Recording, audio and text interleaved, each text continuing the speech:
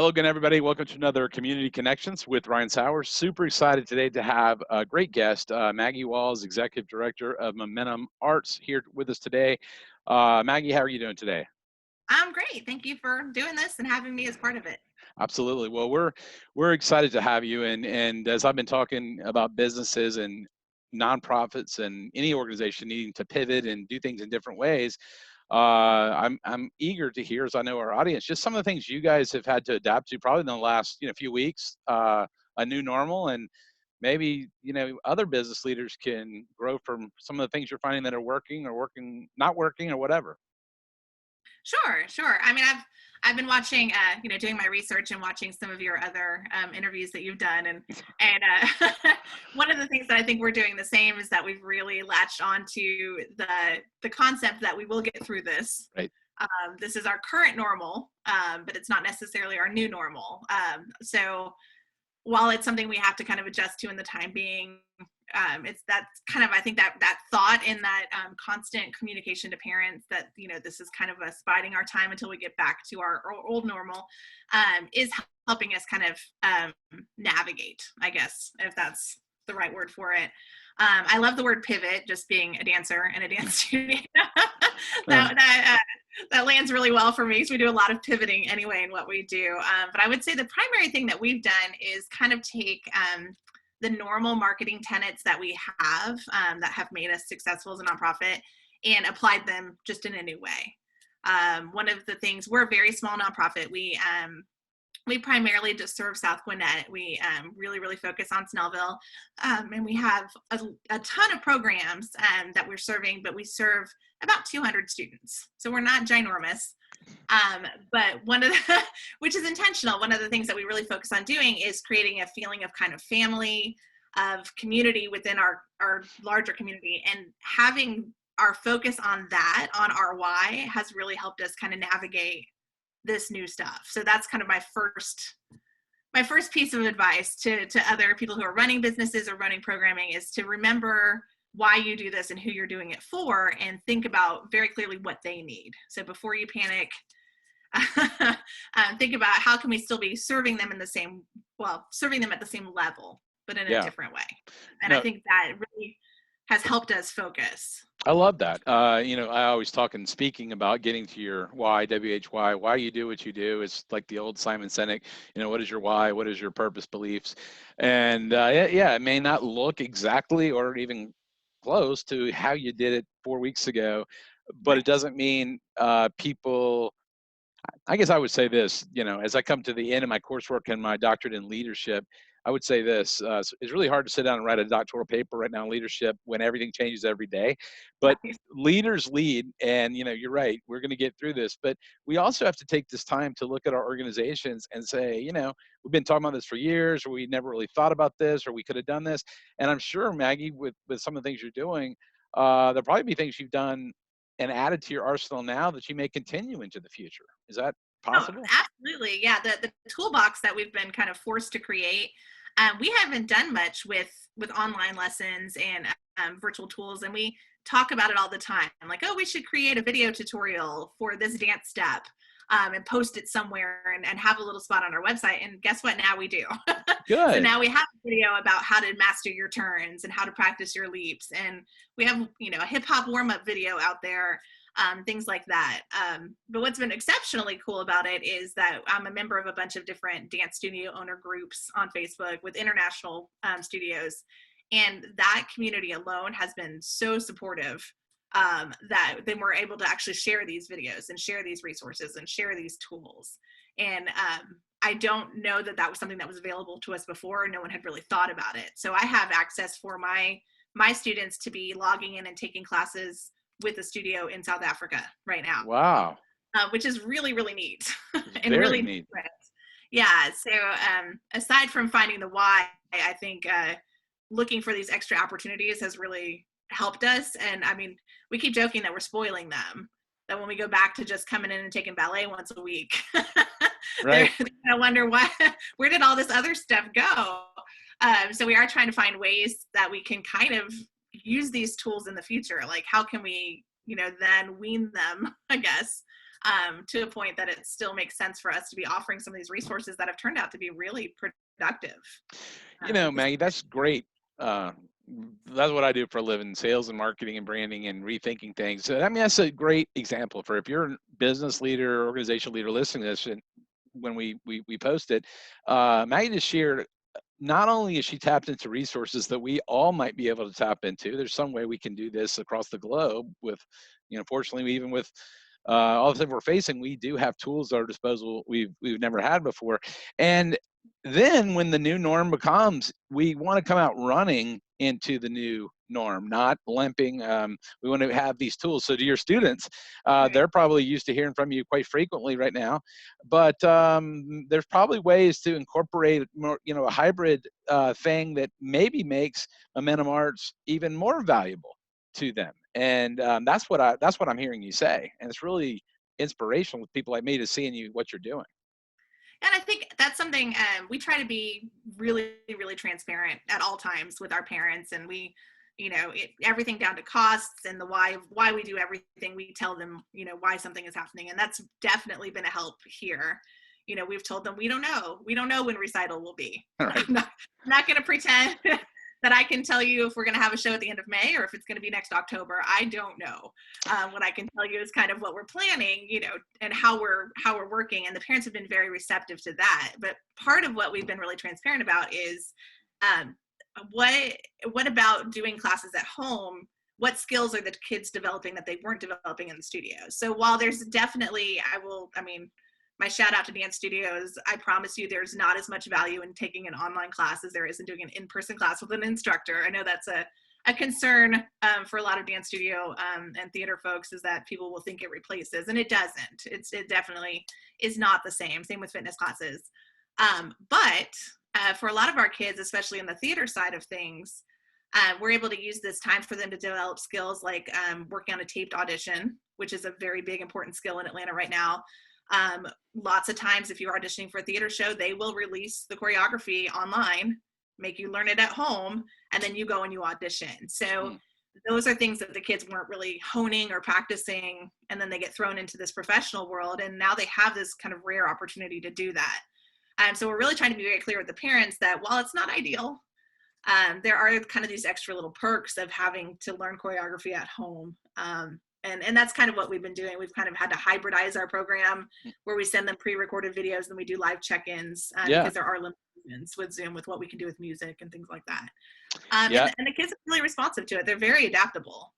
Yeah, it's funny, Maggie. So my wife is, you'll find this funny. I've said this on a couple of videos, but she is next year at Camp Creek Elementary School where she teaches, she's becoming their digital learning person, if you will. So she was in training and with the teachers, there was still a person there as a friend of ours, but she's retiring at the end of the year. My wife's taking the position on full time starting in the fall. Well, lo and behold, I think they were prepared for 3 snow days. And I told her yesterday, I said, well, the good news is as you enter a new job, the teachers have been doing this for, months and months, my point is, people are having to learn things they didn't know. Yeah. People are having to learn in new ways. When I teach college courses and stuff, I do prefer to teach them in person. If they're online, I like to have a little more of this than just, writing and just having words. I like to have some, interaction.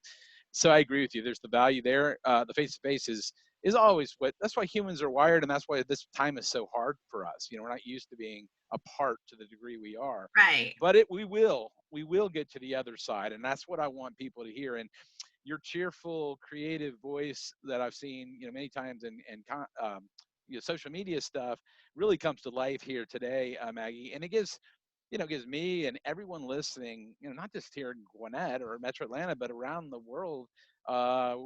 This is, like I said, the third video of today we recorded. And it just gives people some encouraging, positive things to think about. And then you look at your own organization and say, how do we apply it here? That was a good idea. I mean, it's not gonna be the same idea, but how can you do something similar and make the best of this time and then hopefully come out stronger? Is that fair? Oh, I agree. And I think, like you're saying, idea sharing is so essential. I've been on social media more than I have ever wanted to be. I spend a lot of time on social media anyway, but right now it's so vital for businesses. But I'm so inspired by what businesses are doing. And so often I don't have a factory that I can shut down and make respirators out of. I wish I did. Right. Those are not things that are feasible for me, but seeing that creativity, one of the things we talk about so much in our classes is, we tell kids, you come to learn dance and you come to learn theater, and those are important, but really we teach them problem solving. And I preach that all day long. I've written a lot about it. But problem solving is the biggest thing that comes out of the arts, is that developing that creative thinking. And so it's a real opportunity for us to be challenged in the same way we always challenge the kids. It's like, suddenly we don't have a script. Suddenly we're in a theater show we didn't expect to be in, right? And how are we going to navigate it? So it's been not fun, but it's been interesting and challenging to see what other businesses are doing and apply the same concepts.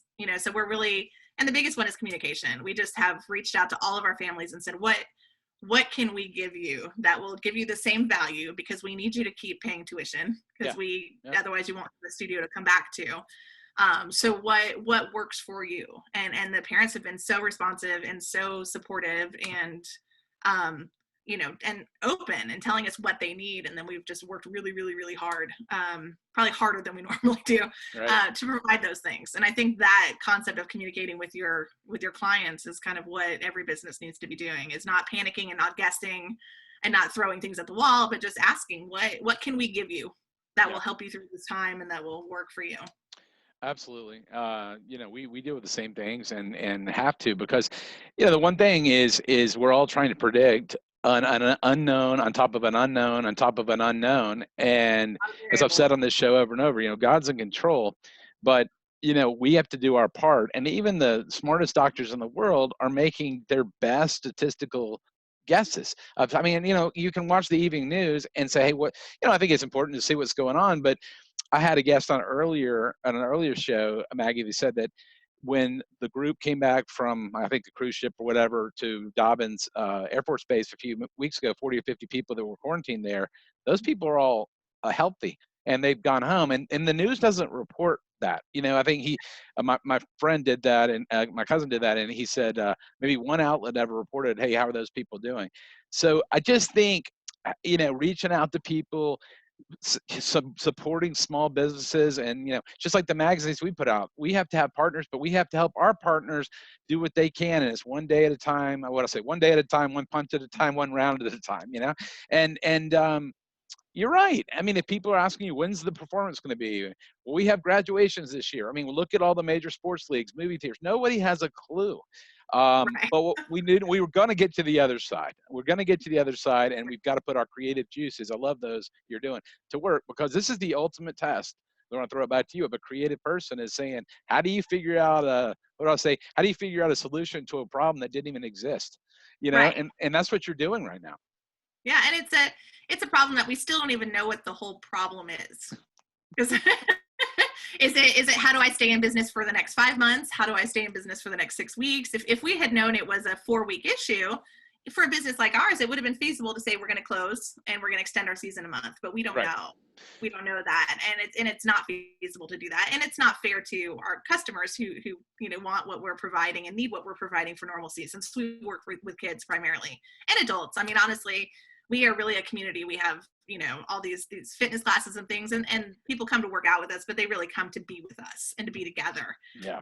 So even being able to provide that online, people, when I started back at that this week, and everybody said, oh, thank you, I've missed you guys. So, because there's plenty of workout outlets out there, but they've just missed it. They've missed being together.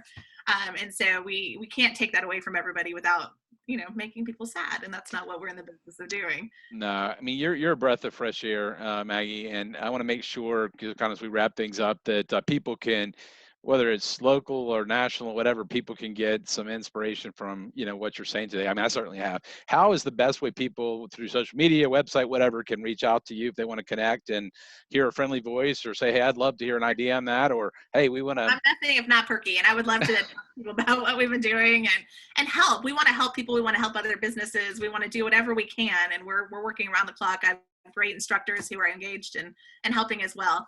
But we're Momentum Arts. We actually have 2 Facebook pages. They're probably the best way to find us. One is Momentum Arts, which is the art side of things, and the other is Momentum Dance and Fitness, which is the adult programming. Either one of those, or we're on Instagram, Momentum Arts Atlanta. People can find us there as well, or just find me, Maggie Walls, on Facebook. Friend me. I'll be your friend. You'll be your friend. Okay. I need a friend. Most of the content I post there is trying to do uplifting and things like that and share things with community partners. But I appreciate what you're doing. It's the best thing people can do right now, like you said, is support these small businesses, keep us in business so that you have things to come back to when it's time, and not just a bunch of sad empty storefronts, which will be hard. Absolutely. Well, Maggie, I appreciate you taking time to come on the show, and keep doing what you're doing. It's important. We can all learn from it, and we will. I know you'll come out running out of the other side. We all will if we arm in arm stay together and keep pushing forward. Right. We'll be dancing on the other side. We'll be dancing on the other side. I'm a bad dancer, so I might have to take some lessons. But stay out the other side. All right. But well, Maggie, thanks for being a guest here on the show today. I sure appreciate it. Thank you for having me. You're welcome. All right, folks, this is another Community Connections. That was Maggie Walls, Executive Director of Momentum Arts. Hopefully she'll be sharing this. We'll be sharing this, and hopefully you can learn something from it. Until next time, Community Connections with Ryan Sauers. Take care, everybody. Take care, everyone. Thank you.